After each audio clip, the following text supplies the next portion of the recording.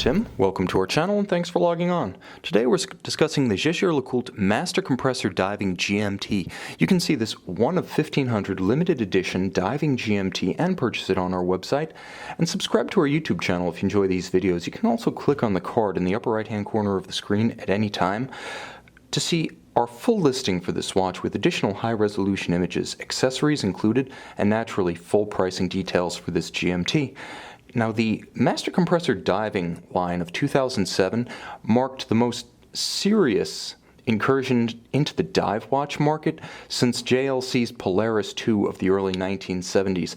Purposeful, oversized, and massively built watches, they could have been called a knee-jerk response to the Audemars Piguet Offshore and the popularity of its rival, the Hublot Big Bang, during the mid-2000s, but that would have been a severe disservice to the substance of these watches. They feel less like oversized Playboy timepieces and more like Rolex Deep Seas or even pure diving watches that just went to finishing school and then got a college degree. This feels more like a substantial Rolls-Royce of diving watches than something designed to compete with the truly oversized and bombastic output of Hublot and Audemars Piguet back in the day. So I would say that overall, this watch has to be looked at as a very functional tool watch that just happens to be 44 millimeters across. Now that's across the round of the case. The watch is reasonably slim. 16 millimeters isn't thick by any means in this size class, nor is it slim, but with a conical bezel and a regularly shaped case flank, it's actually fairly easy to fit this one underneath a sport jacket or a blazer cuff, maybe not the tightest of dress cuffs. Now from lug to lug, the watch is large, 53 millimeters from lug to lug. If you do measure the outermost rigid outcropping, which actually winds up being the second link from the conforming end piece, you wind up with a watch that's 60 millimeters in span across the wrist, but again, you're looking at it on a 16 centimeter wrist, so if it fits me, believe me, it's probably going to fit you down to, I would say, lower bound of 15 centimeters. I would say that would be the smallest wrist that could wear this watch with the same sense of security and proportion. The nice thing though is in grade 5 titanium, it's both physically resilient and wonderfully light. JLC does build its cases as well as movements, as well as bracelets and clasps, and in each case this one has superb hardware. You can see the finish on the watch is pretty subdued. It's satin in all cases with the exception of the knurled elements of the bezel and some very fine hairline polished bevels along the lugs, the kind of bevels that Rolex no longer does in the era of automation. The bracelet is a 3-link design, beautifully finished, full satin. It's wonderfully silken on the wrist, and you can see those glorious broad channels between the links on the underside to prevent it from pinching skin or pulling hair. You'll also note that it features the latest generation of JLC's famous quadruple trigger double deployant sports bracelet. Now, we first saw this design on the Reverso Grand Sports of the late 90s, and it's a gem. First of all, low in profile when closed.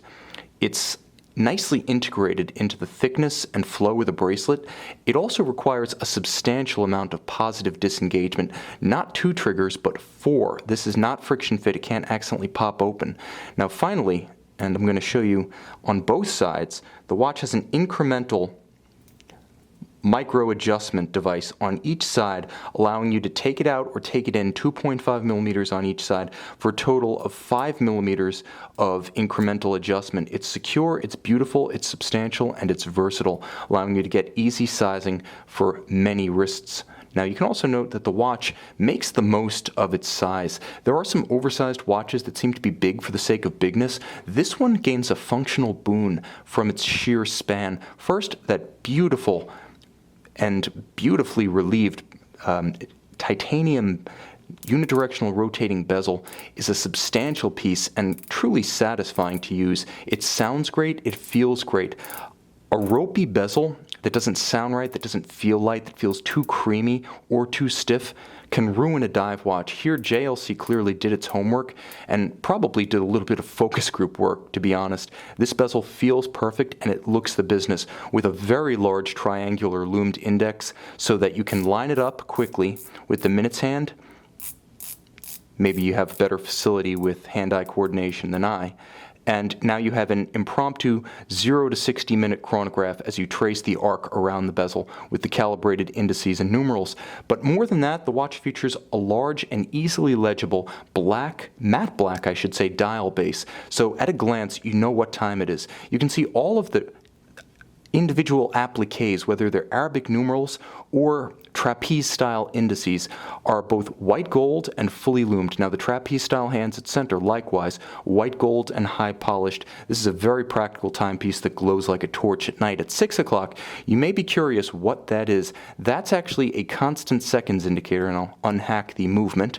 And you can see what it does is it takes the place of a constant seconds hand. A dive watch by ISO 6425 standards must have some indication that it's operating at all times. It can't simply be static with a minute and hour hand making a slow circuit. A diver needs to be able to tell at a glance that his watch is ticking, and that's what the constant seconds indicator or operation indicator at 6 does. Now there is a GMT indication at 9 o'clock with a 24-hour scale for AM-PM distinction, and the watch has a clever travel time function such that you can set the hour independently of the GMT scale, the minute, and the seconds. You'll note that as I adjust the hour, the constant seconds indicator continues to advance as the movement continues to tick, so this does not upset the balance or change the amplitude of the watch, which would otherwise affect the precision of the timepiece. You'll note the case back screwed in with the Geosphere logo of the Master 1000 Hours Control, that is JLC's proprietary test of shock resistance, automatic winding, power reserve, water resistance, and chronometry, and you'll note the limited edition 1 of 1500 signature. Inside, the caliber 975 auto tractor, JLC's absolute best for sporting applications. Thick, robust, unidirectional winding with a 48-hour power reserve. Free sprung with a laser welded hairspring at the stud and the collet for absolute stability. Encased in a 1,000 meter water resistant case made of grade 5 titanium, harder than steel for resistance to scratches and scuffs. This is a Cadillac dive watch with a Cadillac in-house movement. You can see it and you can purchase it on our website.